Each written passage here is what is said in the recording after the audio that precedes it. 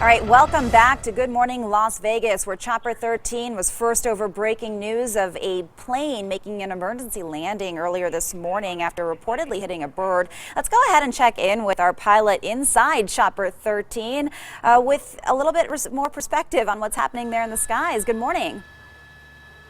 She's tossed. Can you guys hear me? Good morning. She just tossed you. Good morning, this is Dan. How are you folks?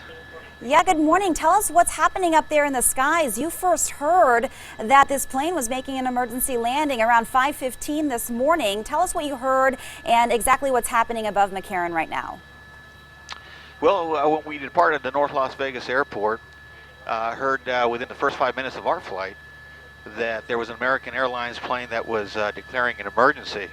Apparently he just departed runway 25 left, hit a bird, immediately called the tower, advised him that he had an emergency, hit a bird.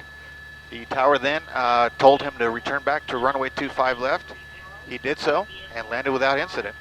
The emergency personnel of McCarran International did a great job. They were there waiting for him, and they landed without incident.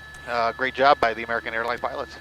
Yeah, and if viewers are just joining us, we watched all of that play out here on Good Morning Las Vegas. But tell us from a pilot's perspective, what does happen when a plane hits a bird? What kind of emergency are you really looking at? You know, what level of emergency is that for you?